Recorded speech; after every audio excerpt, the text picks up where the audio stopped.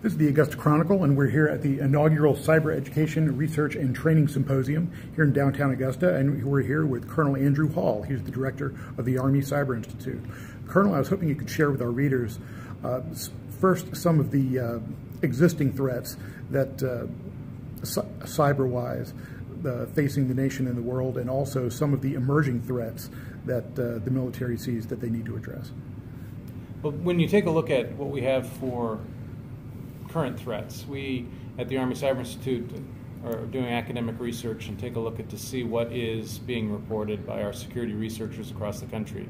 And as recently as August, September, there's been some recent developments on some of the hacking of software where they have malware riding with what would be otherwise considered normal programs, and then highlighting the attempt to steal information from targeted sources.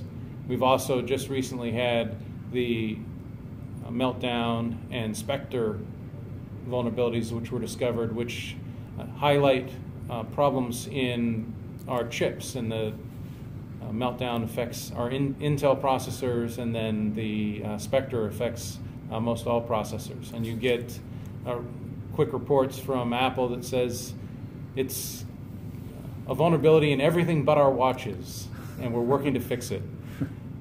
So that when you think of the cross-sector of everything you have that is connected, it's quite a few different threats. We need to make security so that it is easy for people to use.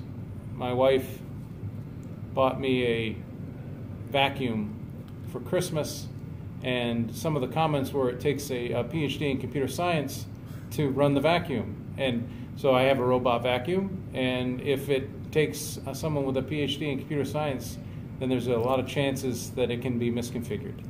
And when you have things that are misconfigured, then they are access points into your home. If you have a vacuum that goes into recon mode, and what it does is run around your house and figure out what your floor plan is, there might be some people that you don't want to have that information, or people that you do want to have that information, and it becomes yet another access point. We in the Army Cyber Institute have several efforts that we are doing to look at the ways that we should be interfacing with municipal governments, and also with the cities and municipalities.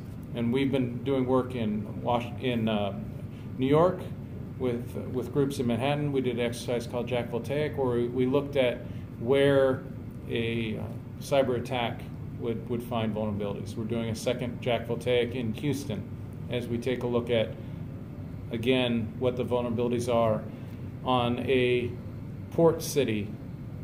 It's a huge player in the energy sector, and looking to see how we, as the Army, both the active Army and the National Guard, work together to defend these municipalities.